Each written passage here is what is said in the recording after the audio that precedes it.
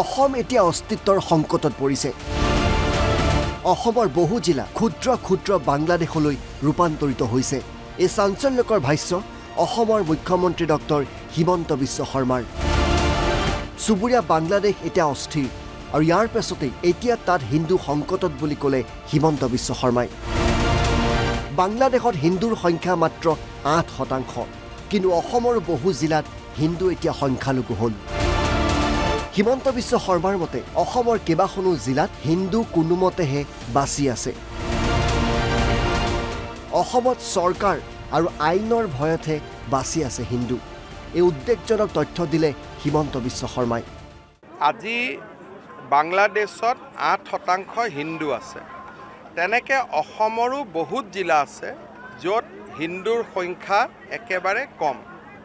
সেই জিলাসমূহত আজি আমাৰ মানুহখিনি অকণমান বাচি আছে এইটো কাৰণে যে এতিয়াও চৰকাৰখনৰ প্ৰতি ভয় বা এটা আইনৰ প্ৰতি তেওঁলোকৰ ভয় আছে।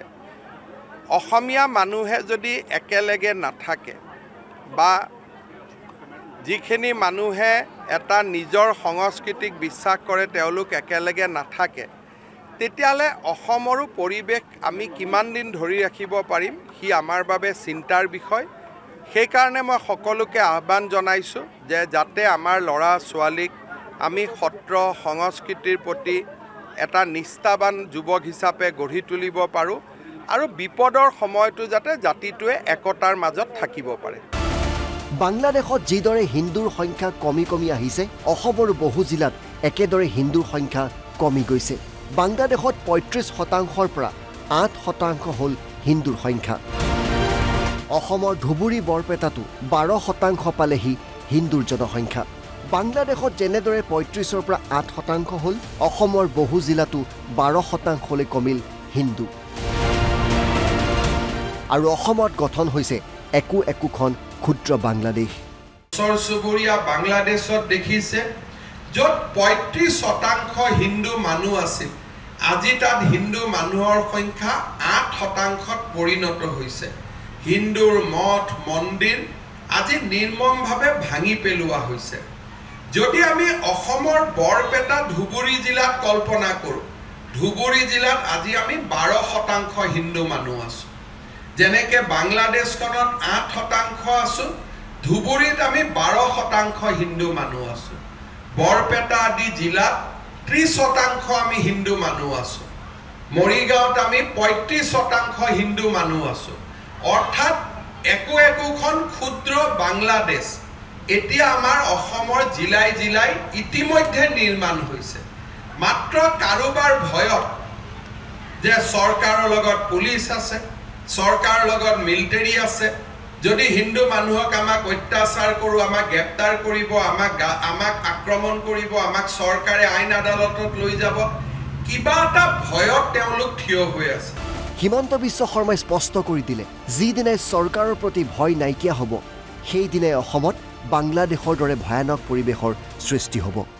যিদিনাখনে সেই ভয়টো ভাঙি যাব, সিদিনাখনে আমি আজি যি দৃশ্য বাংলাদেশত দেখিছোঁ, সেই দৃশ্য আমি অসমৰ উজনি অসমৰ জিলাকেইখনক বাদ দি আমি সকলোতে দেখা পাম।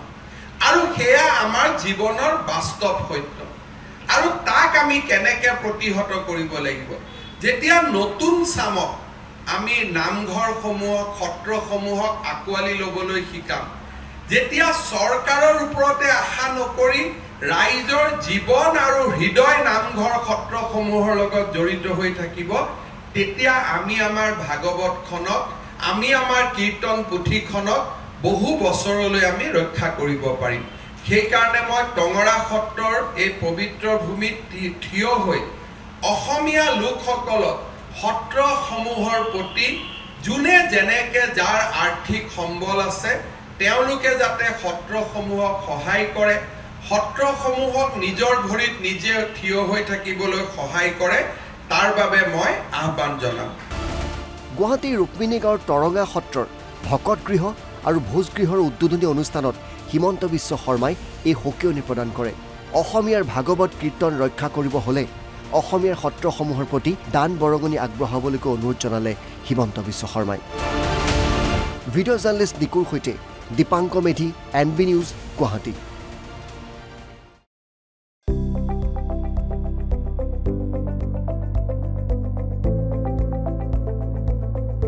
NB নিউজ, সহজ সৰল ভাষাত নৱভাৰতৰ কথা।